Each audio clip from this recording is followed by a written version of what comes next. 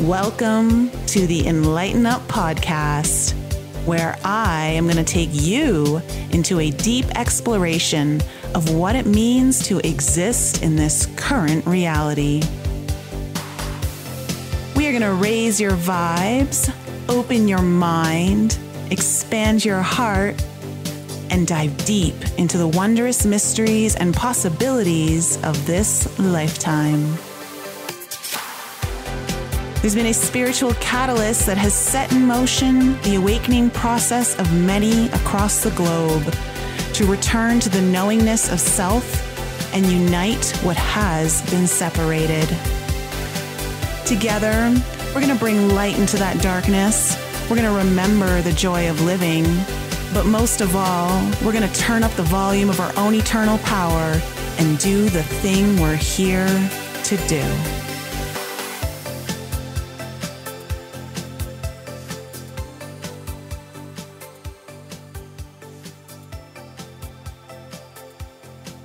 Hey everyone, welcome back to the Enlighten podcast. Today I'm really excited to introduce you to a very brand new guest to the show. Dharma is a financial astrologer, and in an effort to locate the farthest wall where technical analysis and astrology's impact on the market ended, he discovered that it didn't.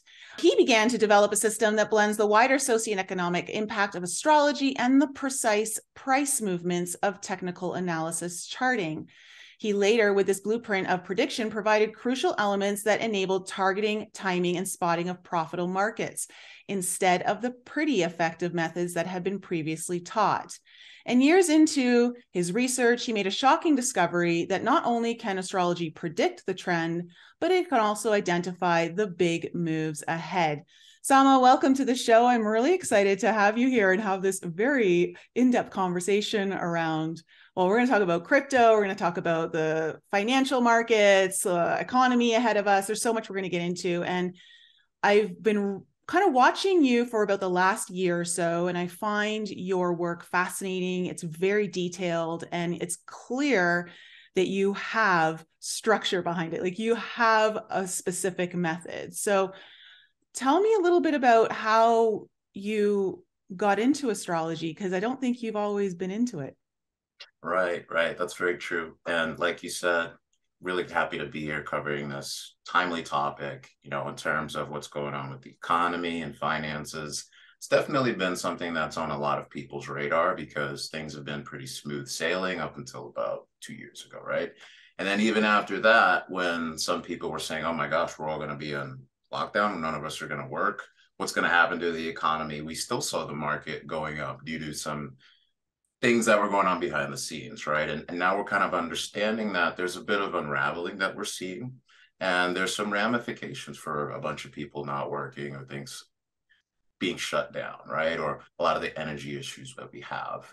And so it's definitely something that's front of mind because we want our financial security to maintain us for food, shelter, survival, right? And why I got into this is my background's really corporate. I'm someone who was really brought up more in an engineering discipline, and that shifted to risk management. And it was a mindset and a field that worked very well for me because I was someone who got into technical analysis and understanding markets in my early 20s as well. And the mirroring of that skill set is something that really allowed me to really chart and understand, well, what are all the different things that could affect something? And then how do we one by one systematically address all those things? And so it's that mindset that I actually brought into astrology. And it turned out that financial astrology ended up being one of the biggest secrets I've discovered in my life. And like we were discussing earlier, it's pretty much the reason why I'll only ever do work that I want to do, hanging out with you, people that I want to work with, right? Not by choice, not by out of any obligation or having to work paycheck to paycheck or whatever the case might be.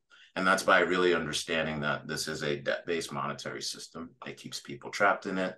So there's an understanding of debt and how that all works that people need to have as well, right? And I noticed that there were gaps, whether it's someone who was a financial astrologer that would really understand astrology. They would really understand the psychology, how people work, and how to really distill that information in a way that it could give somebody benefit. But then looking at the price movement of an asset, the way you look at a person, that doesn't work. This is something that is more related to the movements of human psychology as a whole, right? And how everyone's reacting to weather events, how they're reacting to political events, how they're reacting to their own personal situation. So there's an understanding of markets that you have to overlay with that person. And that can be done with astrology. And the more I dug into that and used things that I learned from the corporate world, like standard operating procedures, what techniques are working, which ones aren't, and not having a belief system attached to it, right? Yeah. Having more of a trial and error approach of, I don't really know what I'm doing. This stuff sounds crazy to me anyway. Do I even really believe in this? And I found that that skepticism actually helped me, right? And that's when I started to become more dedicated to doing it, was 2 years ago when everything got shut down. Okay. You know, I realized that as they were printing money, that this is going to lead to inflation and maybe even be the end of our society or the dollar. It had me really concerned, right? Yeah, I think when they started giving out all the stimulus checks, I think we knew we were in trouble. And that's what we're seeing right now is we're kind of that. I mean, that's a small part of it, but like that's part of it, right? So absolutely.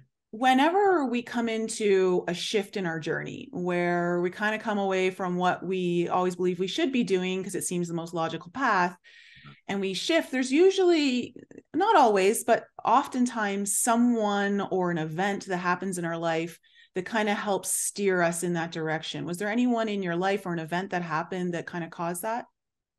Yeah, I actually, well, I had an experience with ayahuasca, some plant medicine. Oh, really? Yeah, I did. Okay. I did. It was, so there's different ways of looking at how charts can be activated. One of the systems in Vedic astrology is known as the dasha system. And for me, depending on how you look at the timing of it, it was the activation of what we call the South Node in Western astrology, or Ketu in Vedic astrology. And that is the mythology behind Ketu, for those of you that don't know, is that there's a concept of basically, you can call it a karmic dragon, so to speak. And this dragon was, let's say, too intense, too desirous. And as a part of dealing with it, it was cut in two to try to destroy it. And the energies then are separate, but they exist on an axis. And so you have the mouth of this dragon, which we use our mouth to eat and consume, right? We're desirous beings as well. And then the end of the dragon has to do with letting go, excretion, processing of what we consume, right? So that's what that axis really talks about. And the South Node activation is more of the letting go, the excretion, the removal of things. And when that is activated in a person's chart, that's experienced as loss. And loss tends to be very difficult for us human beings. We're very loss averse. You don't need to be an astrologer to know that. They've done studies on this. People would rather protect losing $1 than gain $2. Right? That's just the nature of human beings. Attachment. So, attachment, yes. Exactly. Desire, the root of all suffering, right? Yeah. So when it comes to the activation of the South Node or Ketu, we experience loss or letting go of material things. And what we get in return is spiritual depth, right? So I really got blindsided by the whole thing. I moved to the Midwest, moved to Chicago. I was looking for internships. I got into the corporate world, and I thought that that's what I needed to do. Previously, I was trying to make a career in the music industry. I started off really well as a teenager, and then that kind of went downhill for other reasons. Okay. It's a shitty industry, point blank, and they don't pay. But as I got into the corporate world and I put that, experience behind me, I figured, well, I'll be making real money now. I can move on with my life. And I was just, and so at the point when that activation hit, that's when I had that plant medicine experience, as well as many others. And that really opened me up because I was someone who was very straight-laced, clean, maybe occasional alcohol here or there, but I wouldn't do anything else. Okay. And along with that activation of letting go or losing things, I let go of the job at the time. And I started to ask myself, do I go back to music? What? I just felt really lost. And because of that, when you let go of things, then you have the opportunity to have new experience or have something new come in. Right. And what I was realizing is that there's a lot of things that I realized about the world that simply just weren't true. Right. I had an experience like that around 9/11. Actually, I'm originally from New York City. And I had to suppress that because I was really young. It wasn't like I could talk to about the things that I was experiencing or learning through the internet back then, actually. It was like dial up or DSL or AOL or whatever it was. I was a kid seeing all this stuff that you can't see now. It's all censored and blocked. But Yeah. back then it was a free for all. Right. Mm-hmm. And so I was like 10 or 11. I'm just like, nobody's talking about this crazy shit I'm seeing on the internet. So it really messed with me. But I suppressed it, I pushed it back. And then I had all these plant medicine experiences. And I started to realize, there's more to life than I realized. And maybe astrology, maybe there's something to that. And the reason that came into play for me is I did meet someone. I won't share too much about his information because he's private in that way, but he's someone who actually spent a lot of time doing what he called mentalism and things like magic. And that's not, my background being corporate, that's not something that I would really mess with or jive with up until having that activation and letting go of the job and just being in a state where it's like, well, what is this life? How does this all really work? Have I been taught a bunch of lies? It seems like I have. And so, well, let me just be open, completely open now to whatever I'm experiencing. I'm not working. I have time to explore. This is someone who he would face certain directions. He would do all kinds of weird shit, but he was like 9 figures rich, like probably the richest person I've met at that point. And so for me, it was just, well, I'll just do whatever this guy says. And doing that allowed me to go back into the corporate world with a 30K raise by just doing a couple things he said during like a couple timing things. It was easy. Then I had an interview out of the blue, and then I just had a job with an old acquaintance, and it was just like clockwork. And so I just kept studying astrology and finding techniques that didn't work out for me. Once that did, I would do free readings. And then I started to get into financial astrology a little bit. 2020 happened. I met with someone who was very versed in Bitcoin at that point and got me really educated in terms of how this would actually be a solution to the debt-based problem of the dollar and the monetary system. And for those of you who don't know what the issue with that is basically a problem of what's called seigniorage. That's a word you can look up. And a problem of interest or usury. These are very old problems, right? This goes back to, I'm not a practicing Christian, but I tell people these are problems that go back to the days when Jesus was flipping tables, being upset at tax collectors. Yeah. It's related to collecting interest and usury and how that can make someone an indebted slave or servant for the rest of their lives. And we have a monetary system that works in that way. The people who print it and create it have seigniorage. Because they create it, they have the right to make a profit off of that. And coincidentally, this is not a conspiracy, but if you look in the history of the US, every single freaking president who's tried to move us away from a system where you have money that is being printed or created by a private bank, which we have to borrow that from as a country, they end up assassinated, or there's some accident, or they get poisoned, or there's arsenic, or whatever the case might be, right? Mm-hmm. So this is a very old dynamic humanity has been dealing with, is someone wants to create money and lend it to you for a price. And what Bitcoin does is it says, well, this is the fixed price, this is the fixed supply. If there's war, you don't get to create more of it because you need to pay soldiers or raise taxes. It doesn't care about any of that. It's a blockchain, it's algorithmic code that was created in the 2008 great financial crash to solve that. And I know a lot of your audience might know that already, but some of them might not. So I just wanted to cover that in depth for them. And so how this relates to FTX is we see the same problem in small crypto projects as we do with the global financial system, because we live in a world that is cyclical and is fractal. So what happened with FTX is, from a financial astrological perspective, we had a new moon eclipse. And when we have eclipses, those actually evolve the nodes, Rahu and Ketu, the south node and the north node that we were talking about earlier, right?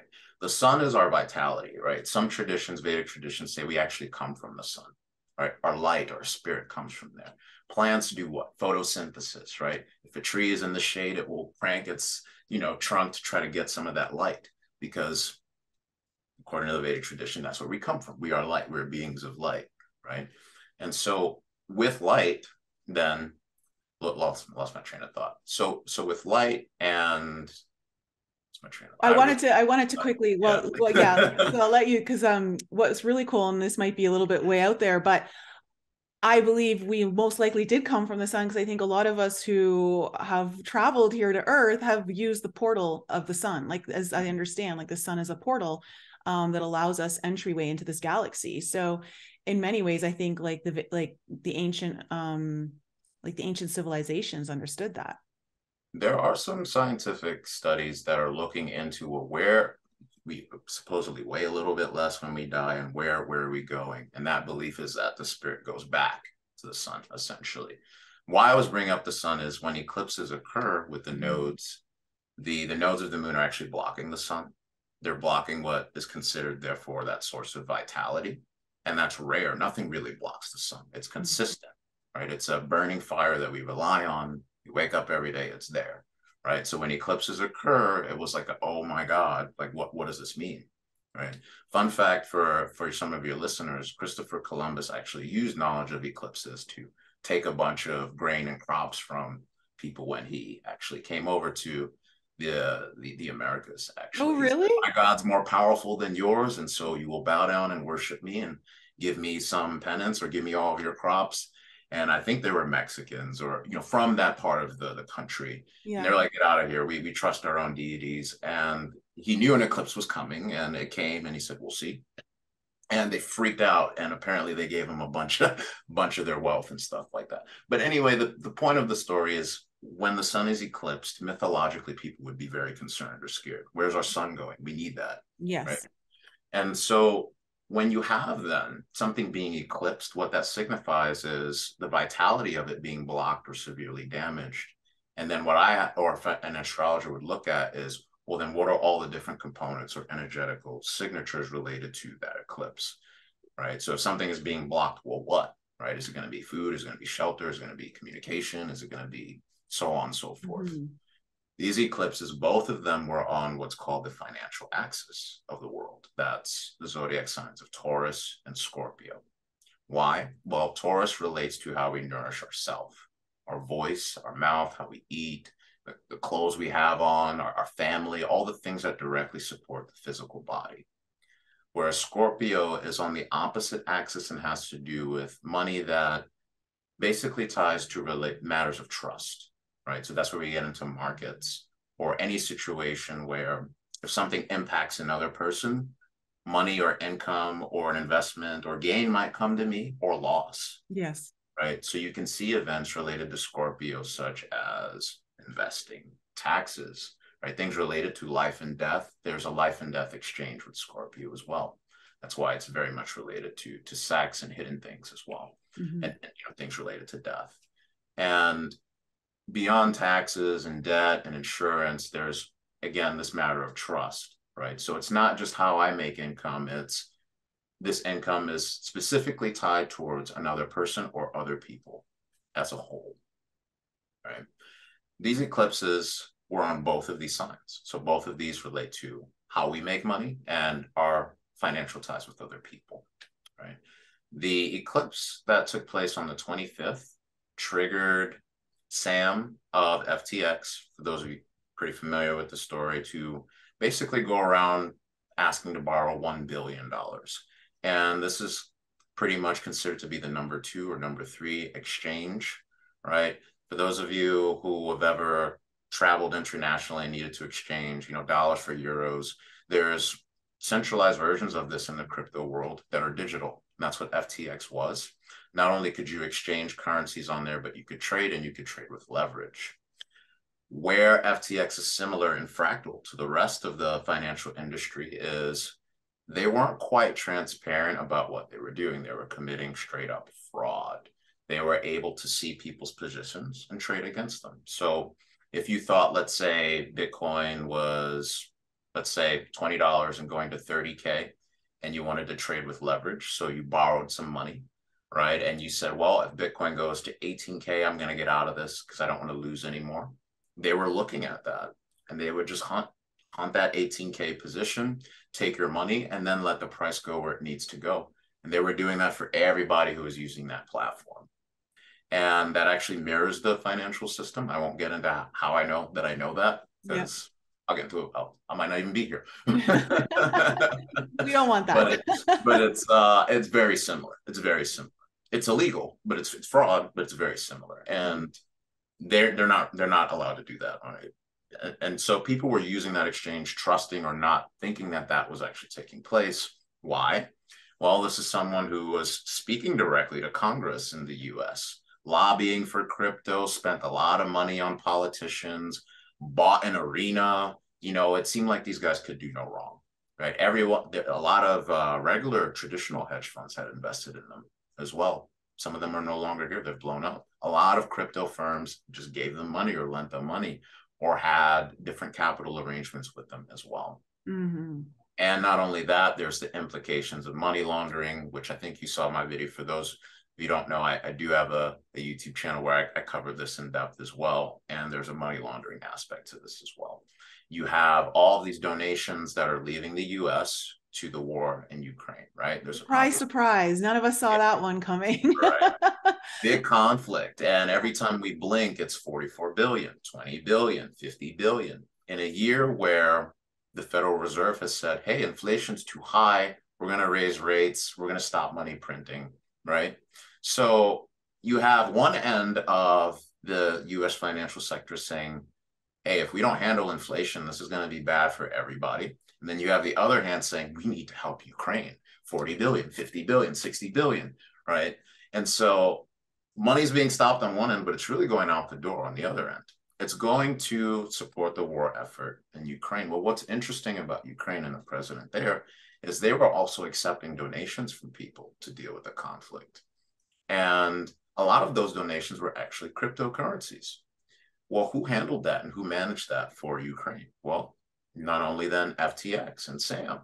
So this is where things get interesting, is then Ukraine takes some of the donations and then they invest it in trading in crypto on that platform on FTX, which we now know was committing fraud. Mm-hmm. And we now know, what we've known this whole time, that FTX was giving all this donations to the US government. Mm-hmm. So we see a circle there, right? From US government to Ukraine to FTX and back, and over and over and over. And if you actually look at the price charts, I should have actually had them ready. So apologies, but you guys can look this up. From, November 8th of 2020, you can see the price of Bitcoin just taking off. And that's an election day until November 8th, where we had the eclipse and the sign of Taurus, and FTX got exposed and people lost tens of billions of dollars. November 8th, 2 years to the day, right? Around political elections. Very interesting, maybe coincidental. So you're saying 2 years ago, November 8th is when the Bitcoin started going up, and then it started going up before November 8th, but the movement is drastic. Yeah. So that year, 2020, Bitcoin started to pick up in the summer because of decentralized finance. After that summer, then there were these announcements that PayPal is actually going to get into crypto. And that's when I started really getting excited, right? And a lot of people in the space thought, holy shit, the institutions are coming. Bitcoin and crypto is now going to be legitimate. There's going to be all this money that comes into the space. And I saw that coming. A lot of people saw that coming who were in crypto because of printing a bunch of money. This is going to inflate everything. Bitcoin prevents against inflation. It was kind of a no-brainer, but are people going to trust Bitcoin was the question. So the institutions started coming in around September, October. And then we went into the election cycle. Those 2 months, September, October, although there were those announcements, there are historically difficult months for markets. So Bitcoin wasn't doing that well, but these announcements were still exciting. Then November 8th, 2020, you see a dramatic increase in price. Dramatic. And it actually turns out FTX had a lot to do with that. Okay. Yeah. Okay. Okay, there's a couple things here that I want to talk about, because even just going back to the whole eclipse thing, it's really interesting when you talked about, obviously when the sun is eclipsed, and that's our vitality, that's where everything, like where we even come from. I'm a Taurus sun, and Mm. my sun is at like 15 degrees 39 minutes, and so I literally got eclipsed in my life Wow. from that eclipse. So I understand like how it literally can steal your life force, or it can just kind of almost make you invisible Right. in many ways. And so, but in this case, even though there was a lot that became visible that was hidden, I think probably due to the Scorpio Mm-hmm. eclipse, Mm-hmm. this really exposed a huge issue. That where do you see this scandal going? Like, is it going to make any, let me rephrase that, because one of the things that I've heard you talk about around the whole FTX thing is that it was basically a Trojan horse for the whole crypto market. Mm. So talk about it being a Trojan horse and how that's going to affect the markets going forward.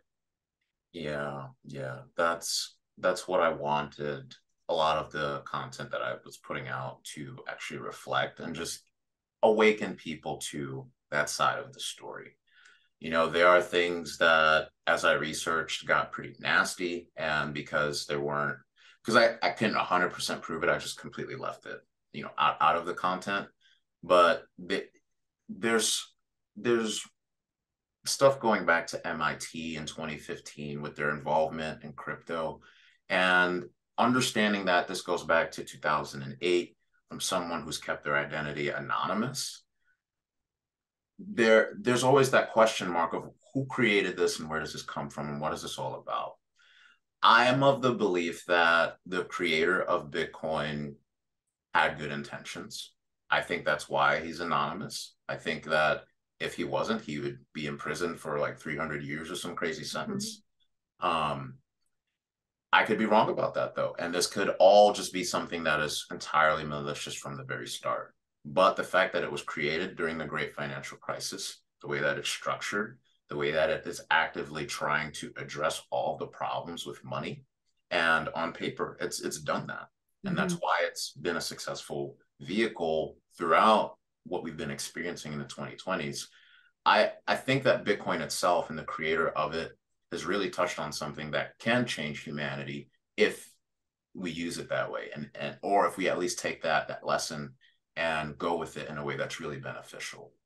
Now, in terms of what's happened with cryptocurrency and FTX, when again this comes back to when you have the ability to control a money printer and you're basically taking people's value or something that they really value and giving them something fake and selling them an illusion that they have value, and then that gets exposed, this being a cyclical thing that we experience as human beings in this realm. I think that's part of what gets triggered when we have certain events on this axis that can bring this cyclical experience back. Now, but in terms of the Trojan horse and cryptocurrency angle, that is what has been being exposed in terms of all these different projects that were created. The fact that money laundering is actually a thing that does happen with other cryptocurrencies.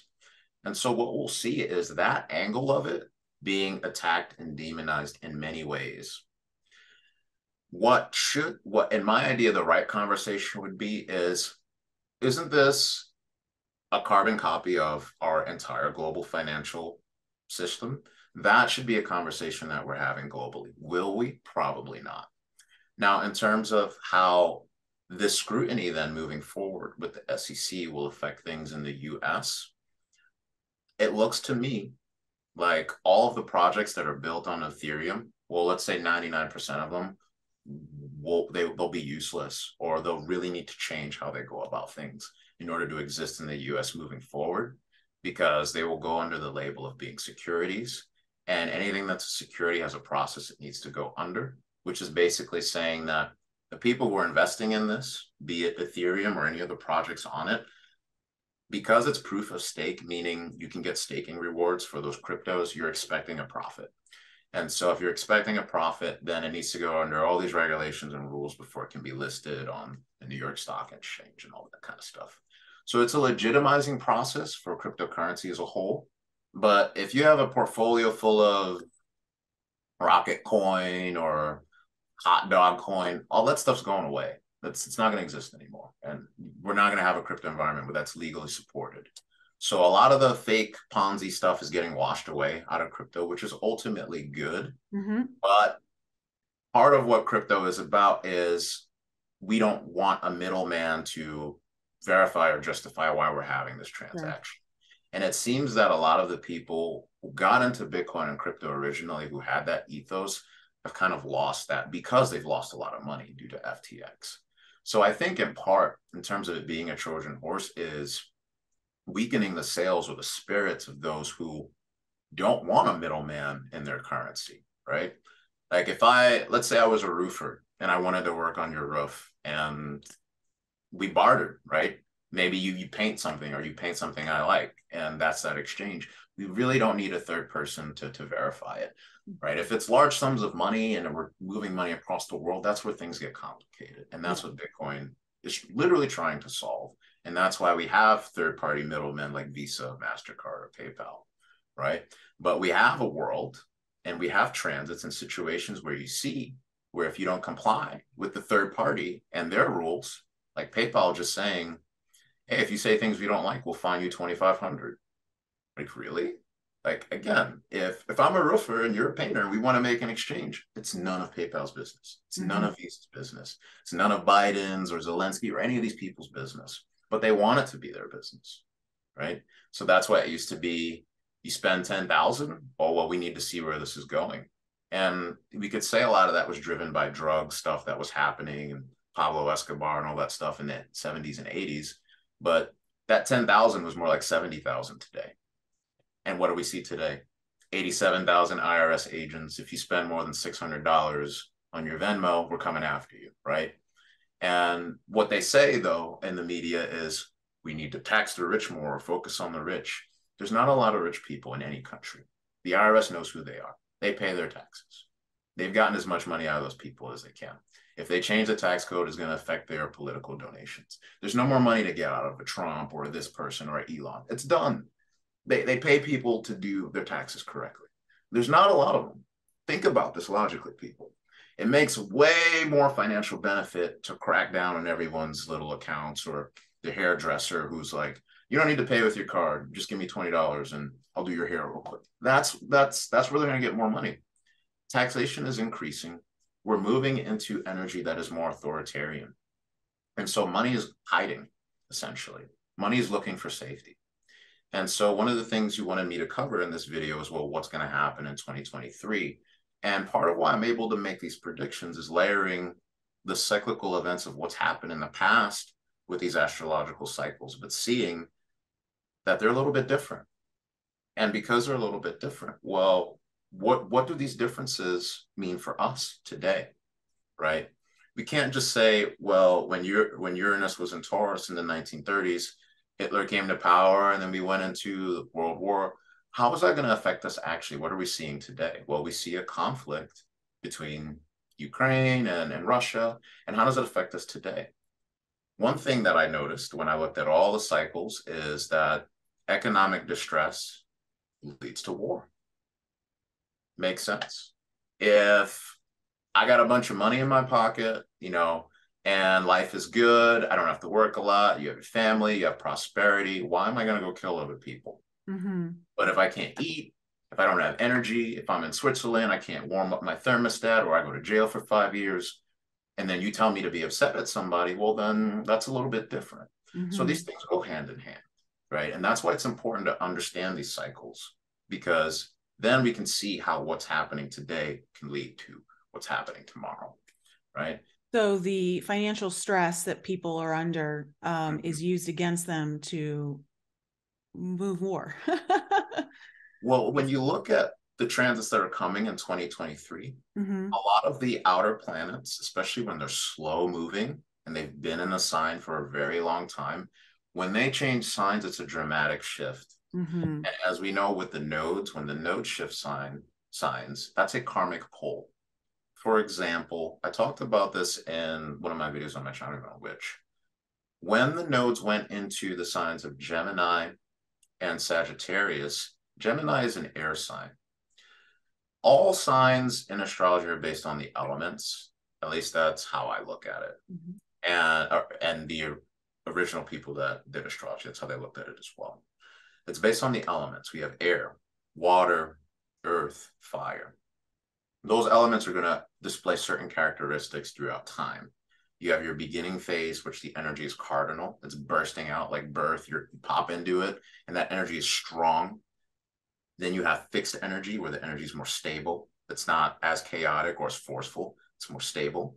And then you have the energy fading away and turning into something else. So those are the three stages. You have 4 elements. 4 times 3, you have 12 signs. The sign of Gemini is changeable, movable air. The sign of Sagittarius is changeable, movable fire.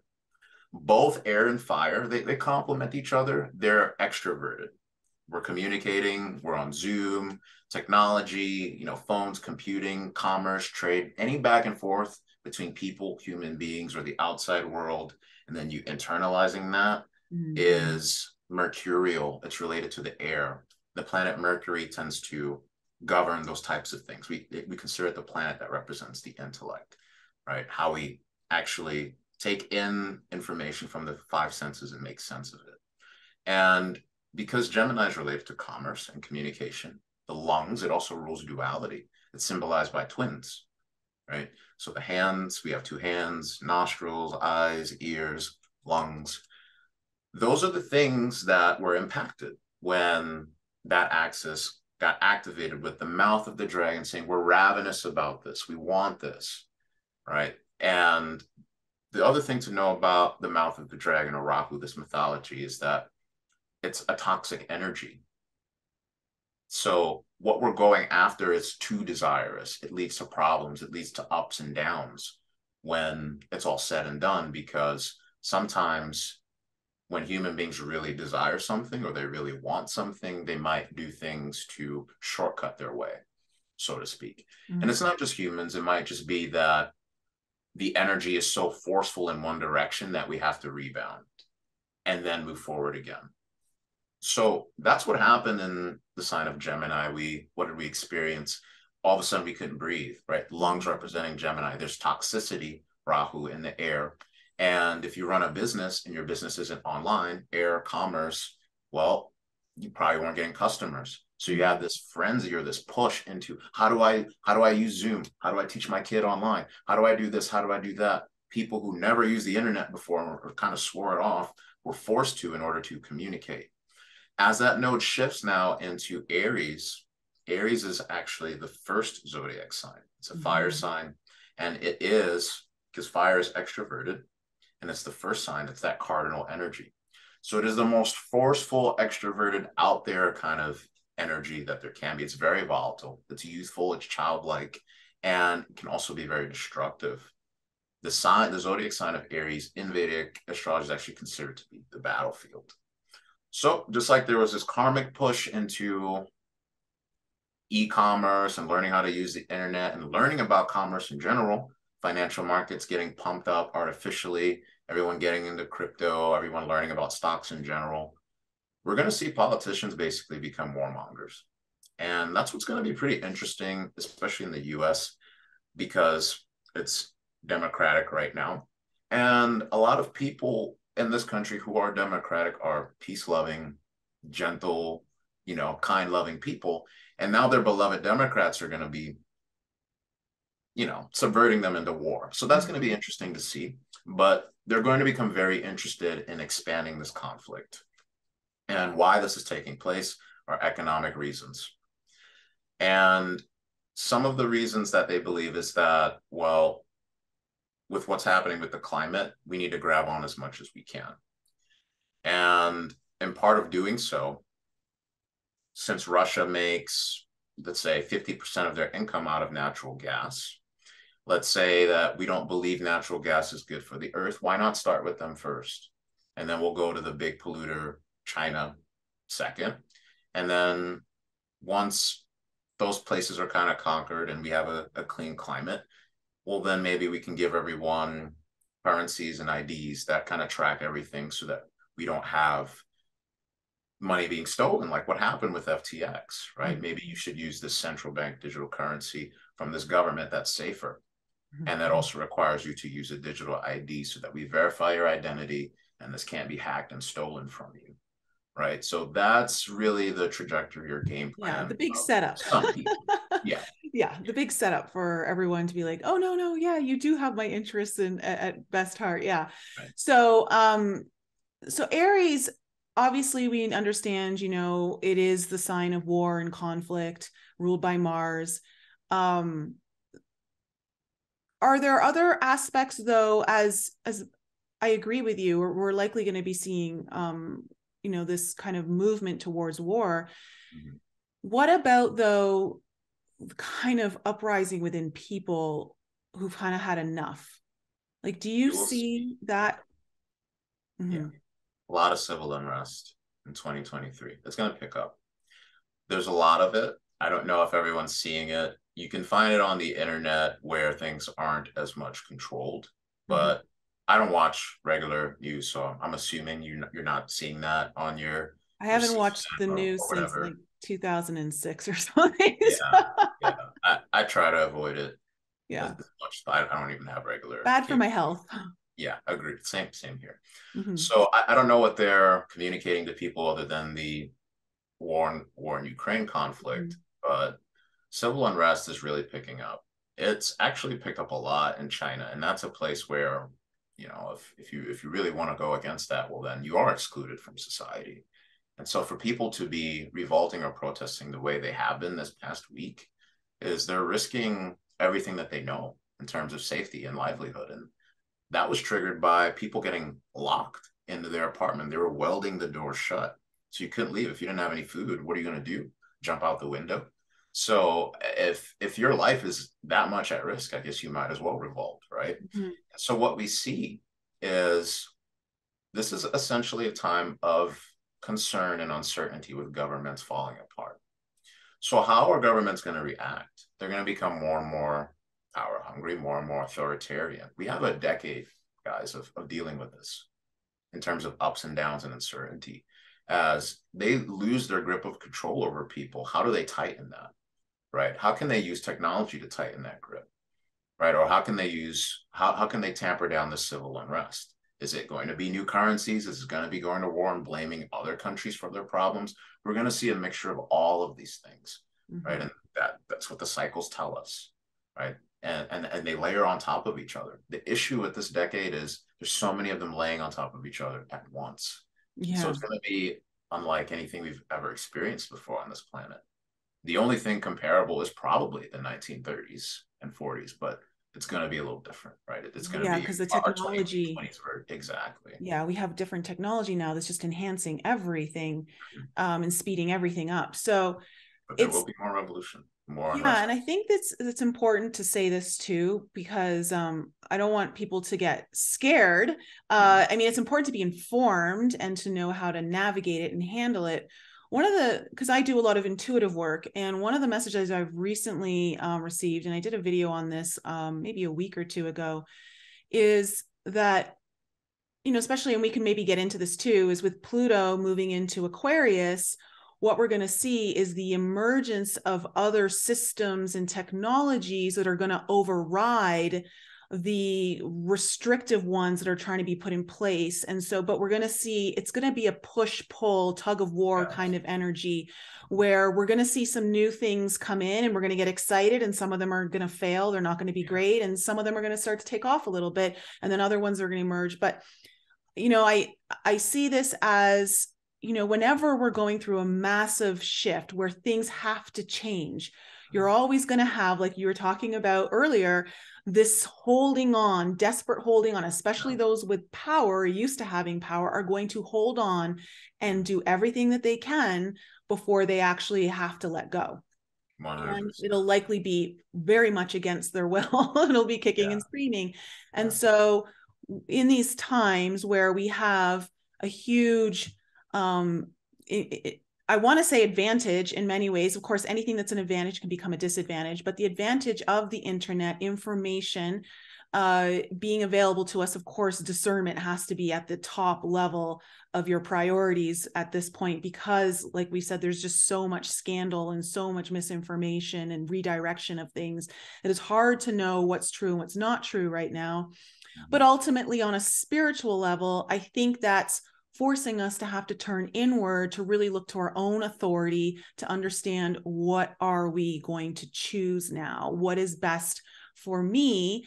But also from the perspective of what is best for humanity. So it's not like what is best for me from that selfish point of view, but what is best for me, my family, those coming behind me, you know, like the greater good, so to speak. So what are your thoughts, and what do you see in regards to that, and with the Pluto transition into Aquarius? Because I mean, like you said, we have Jupiter going into Taurus, we have Saturn going into Pisces, we have, you know, Pluto going into first time in Aquarius in a very, very long time. And then also we're going to have a nodal change next year too. So there's a lot happening. A lot happening. It's going to be a big year. And you've touched on a lot of really important points, Nicole. You know, just like I said with the nodes in Gemini and Sagittarius, it affected people in many different ways, whether you were a parent who had to have your kids educated online, or maybe you got into crypto and made a bunch of money, or whatever your personal situation is. Yes, politicians will be warmongers, but how does that going to affect you on a personal level? Aries is childlike, it's youthful, and it's about your independence, right? It's fire, it's extroversion, it's masculine, it's self-oriented, it's about survival. And so part of what this is asking us is, how do we step more into who we are? Aries, you can think of it in terms of I am, like, what am I? And it's literally when we're born and we're taking that first breath, we're adapting to new terrain, and that's a little bit of a fight, right? So this is a time where we need to be a little energetic and be a little self-motivated and say, what is it that I want in my life? People might experience that in relationships. They might experience that in work. They might just change their identity. They might say, I'm wearing new clothes this year. I'm getting a new haircut. There's a lot of different ways you can experience this on a personal level that will be very enlightening and very beneficial for you. It's asking you to go inward and say, who am I? And literally define identity for yourself. You don't need to get caught up in the identity politics of the world and what they think those labels should be for you. Use the North Node in Aries to go inward and say, this is what my values are. This is what I need. This is how I make decisions. And this is what I want out of life. And put that out there. And you'll be surprised that people who want the same thing out of life as you will either come to your aid and help you with whatever you're trying to accomplish. So it's going to be a great energy to get clear on what your personal goals are as well. And just to kind of note on that too, because we're kind of in Taurus and we're going to be shifting into Aries, one of the things that I think is coming through for people is a shift in values, personal values. Yes. What do you value most? And then what's going to happen is the nodes move into Aries, is that now you're going to have to put those values to work. You're going to have to show up in those values, right? Aries is very much about how you show up in the world. So this is like whatever you're kind of deconstructing right now in your whole value system is now going to get an opportunity to really be seen and shown to the world, which I think there are going to be some big benefits when we look across the world. We're going to see some major shifts, but as you were saying, shifts don't come with ease. Right. 100%. Yeah. It's going to make people stronger, I believe. You know, I think that part of what Taurus energy is, it's stable. It's a little stubborn. It's a lot stubborn. And it's not as movable. It's steady, which is why it's good for storing things, storing money or growing things or things you want to rely on, but it's not as movable. So all this processing that we're doing in terms of our value systems, or whether that's changing how we eat or where we live or how we think about ourselves and what's important to us, like you said, once the North Node is in Aries in the second half of 2023, it's time to take action. And that's what we're going to see. And it's going to make people stronger. They're going to be fighting for their independence more, whether that's astrocartography or relocating or getting readings or going into business for yourself, whatever it might be. That's what you guys can use that energy for. Yeah. Yeah. And so how do you see that kind of correlating also with the Pluto transition? So Pluto's very interesting. And I love what you said about transition and needing to adjust to that, because Pluto doesn't make complete cycles, at least for us as humans in our lifetime. So part of what the issue is with Pluto and these slow moving planets is, do you really make a full change, or do you really have that full scope of understanding to complete that cycle and start anew?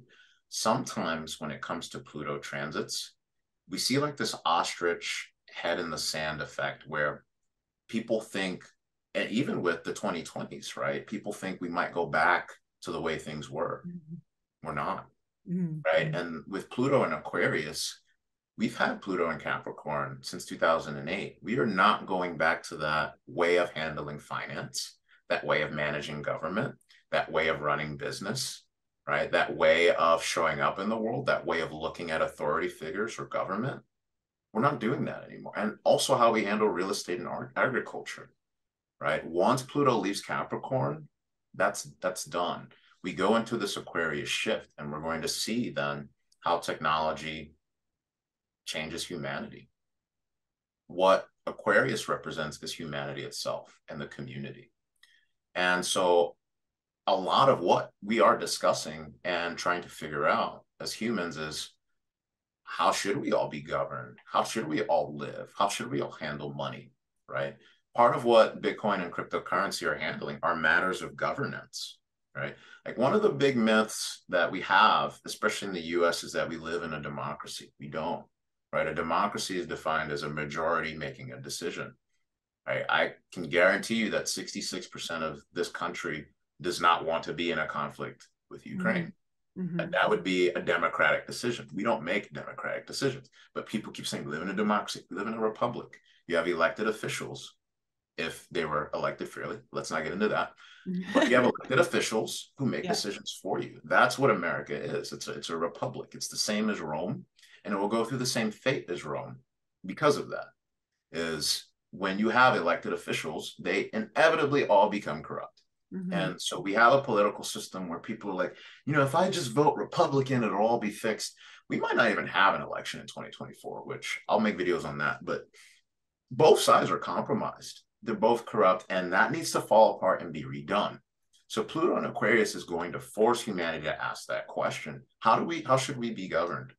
And there's going to be new solutions or new ideas, and old ones too, particularly communism, mm-hmm. that rears its head in a technological form. And there's going to be some people who try that out, and those who decide that that's not for them.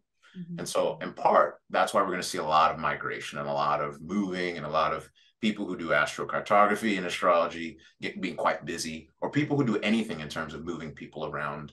If that's a sector or a field of investment for you or something you're interested in that you work in, you'll do well with that over this decade, because there's going to be a lot of readjusting based on the values that people have been recultivating and understanding with this transit in Taurus. Okay, so Pluto and Aquarius is going to bring about that change in terms of how human beings decide to live in accordance with each other. It's also already brought hints of separation where people spend less time with each other. It might also affect things like monogamy. It can affect things like, what's definitely coming through will be smart cities.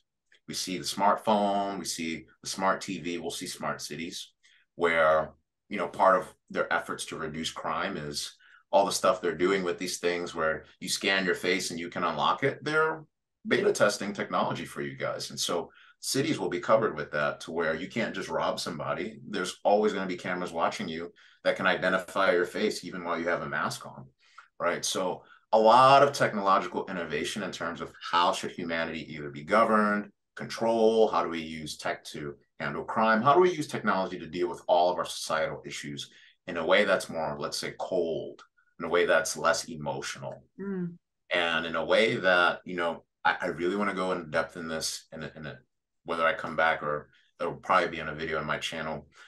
There's an aspect of astrology not covered too much known as contra anticia and anticias, where you look at the shadow reflection of that zodiac sign, because it's not on a flat plane. It's actually like this. And so therefore, there's actually some signs that act as a shadow to another. And the shadow of Aquarius is actually Scorpio.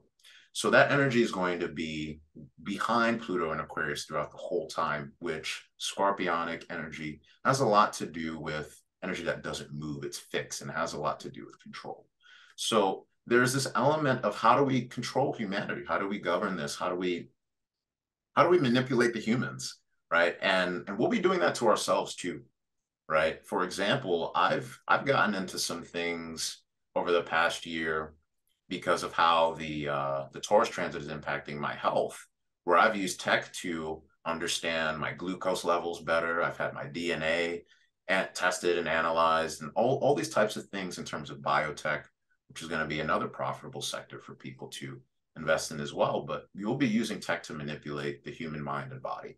That's essentially what Pluto and Aquarius will do on an individual level, as well as how do we use that to govern society for good or for other intentions as well. Yeah. And I think that's like, I think that that's unfortunately one of the things that we have to deal with as being human, because we're so easily polarized and just think so linearly that, you know, we could get so caught up in the bad, or we can get so caught up in the good that we just forget, like, there's going to be a balance. There's going to be both happening, and everything's a choice. Your reality is a choice. How you want to experience it's going to be a choice. And I think with, you know, the Pluto transit in Aquarius is so deep, you know, it's just such, well, we're doing 20 years.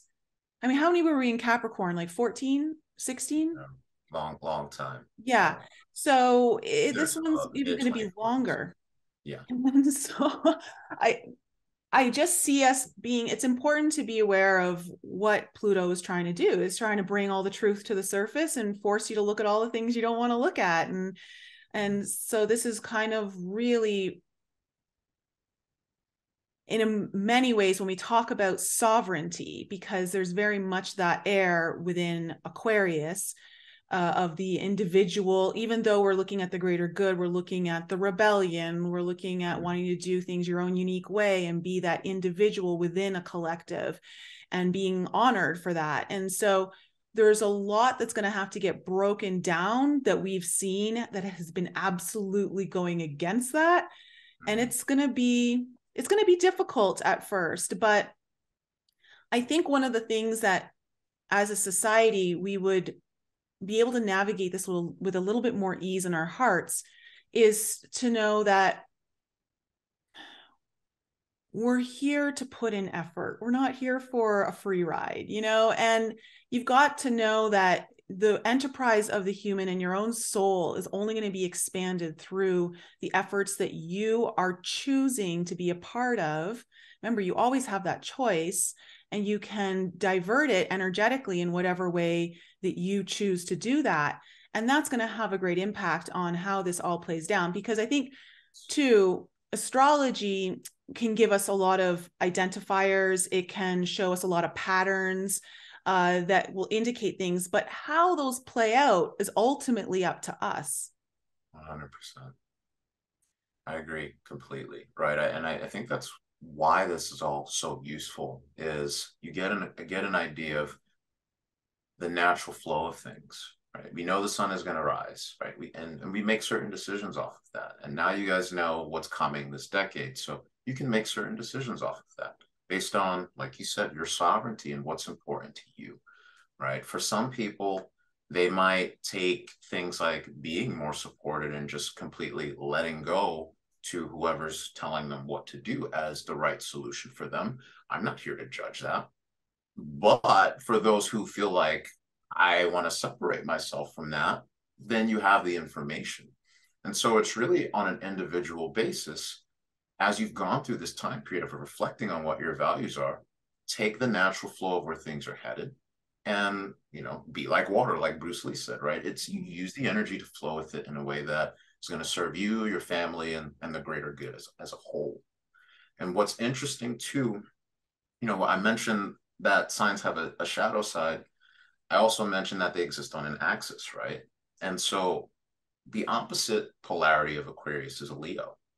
And that has to do with the self, being center stage, having people pay attention to you, right? Entertaining people, taking the audience and putting on a good show, right? And being recognized for what's in your heart and what you're passionate about. And that can also be twisted to be rather ruthless and egotistical, right?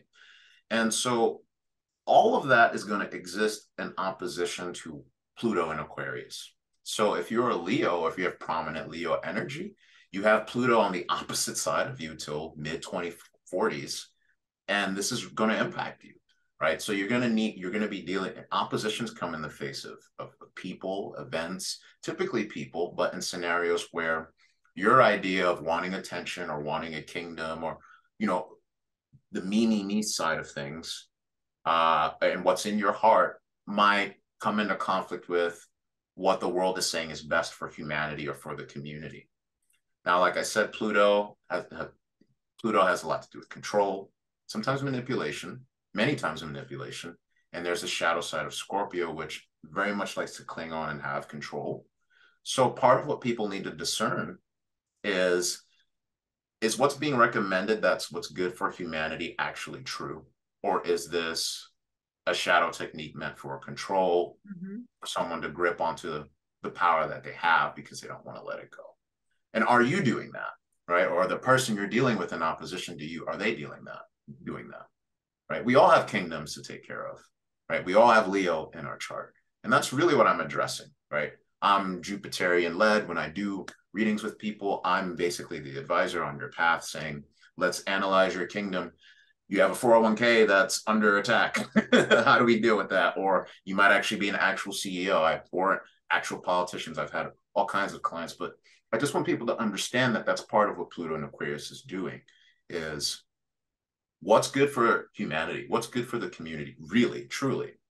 We need to be thinking about that, and not in a way where we're just taking what's coming in and just fully accepting it now, but really using the clarity we gain on our values and the independence that we'll be forging when the nodes go into Aries and all the other transits that come as you talk about them or as I talk about them. Use that in a way while Pluto's in Aquarius for the next 20 or so years into mid 2040s to ask yourself, is this really good for humanity or the community? Is this really good for me as an individual? Is this even the right community for me? Should I leave this community and go to another one where the values are more in alignment with what I've learned in the 2020s, right? So that's what we need to be asking ourselves as this transit looms over us for the next 20 so years. Even as you said, the mid 2040s, I was like, oh my God, that's so far away. But this is the whole point. We need to be looking at the long game. We've been too focused on the short game for so long. So this is important. Do not have your head in the sand and think. Yeah, no, exactly. Don't do that. Yeah. So before we end, do you want to just let my audience know kind of just what your kind of little predictions or patterns that you think are going to be emerging over the next 3 to 6 months coming off the last eclipse that the Scorpio and Taurus eclipse? Yeah. So one of the questions I get a lot is what's going to happen with the dollar, or what's going to happen with the market next year, right? Basically, what America has done with sanctions with Russia has basically killed the dollar. It's just going to take 8 to 10 years for us to realize that. But it's going to be going up next year. And I would say even into Q2 of next year, 2023, the strength of the dollar could impact the pound and the euro specifically in a way where they might break enough to where they're like, here's your CBDC, right? That we might see that next year. But those currencies are definitely going to be under risk. So I see a strong dollar for the first half. I am concerned in terms of, again, most of the cryptos out there disappearing, whether that's next year, that could be very much the case with the EU. Mm-hmm. I see a 6 to 18 month trajectory with that in terms of what will really happen with the rest of those cryptos.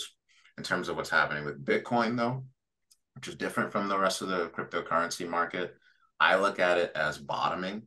There's still a couple of days until the end of the month, but from a technical analysis perspective, Bitcoin looks like it wants to go to under 14K pretty much. And that's a feeling I've had for months. I don't like to put out numbers there, and specifically, I'm more of the timing guy. But, you know, if you're my client or my newsletter, that type of thing, I'll go into more of that stuff because, again, none of this is financial advice, right? So dollar will be making a resurgence. Q2, very sensitive for the euro and the pound.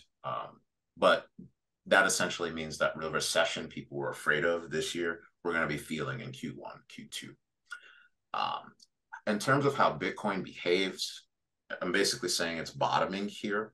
I don't see it going beyond 69,000, in terms of like that was his past previous high. I don't see it doing that next year, right? We're going to see more of those recessionary effects, but I do see it starting to turn upward. A strong dollar means that markets in general will be weak in the first 1 or 2 quarters, let's say, of next year.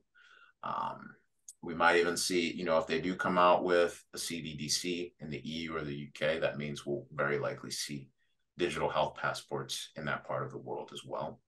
And then the war conflict will kick in more in the second half, a lot more civil unrest, a lot more central banks actually starting to make money, because war is where they make the most money, actually.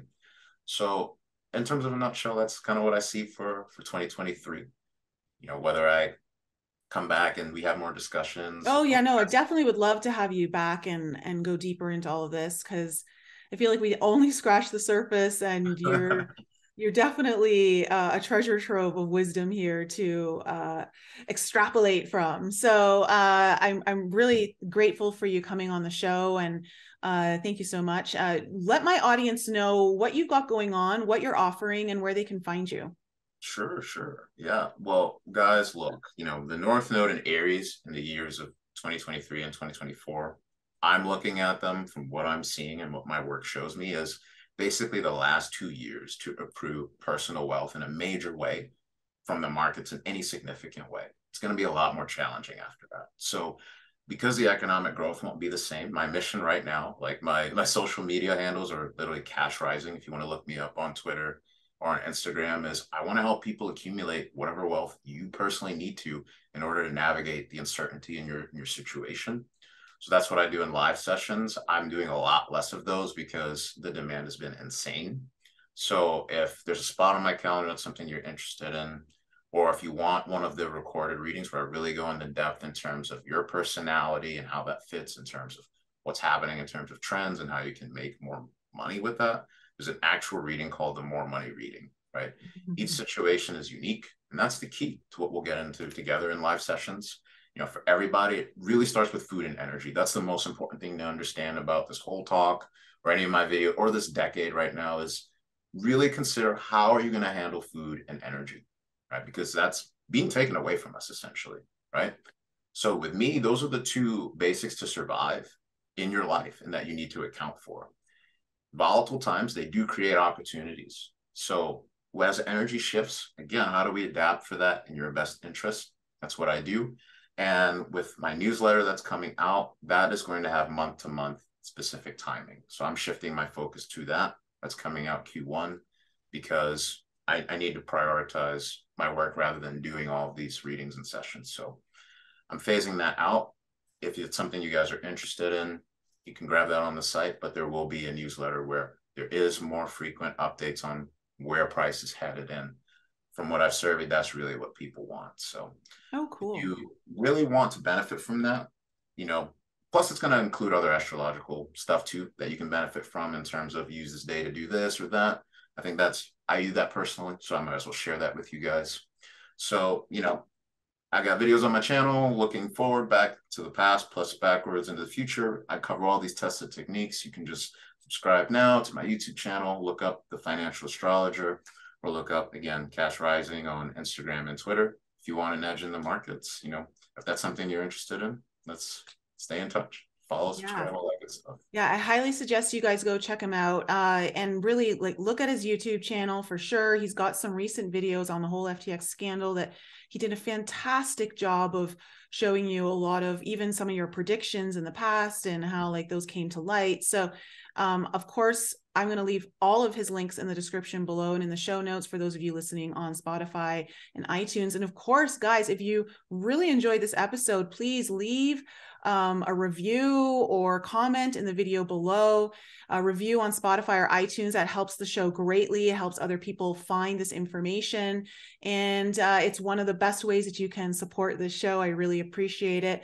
Guys, have a wonderful evening and take all of the wisdom that Sama has shared here with us and know that, like he said, even though there's going to be crisis, there's also opportunity. You just need to position yourself in the right way, mentally, emotionally, spiritually, and physically. And there are ways to do that. So don't get caught on your heels. Be a little bit more forward thinking. Know that you can plan for all this so that you're going to come out in the strongest position possible. And that's why I put out this information for you guys. I love you. Have an amazing evening, and I'll be back with you next week. Thanks again for joining me for another show on the Enlighten Up podcast. I love you guys so much for all of your continued support. So remember to raise your vibe, find your tribe, and be open to the infinite possibilities held in the mysteries that surround us all. Thanks again for sharing the show with your family and friends. And if you're new to the show and you need to find out more information about me, please head on over to my website, NicoleFrolick.com, where you can join my newsletter. And please follow me on Instagram, Telegram, and YouTube. Keep your light bright, and I'll see you next week.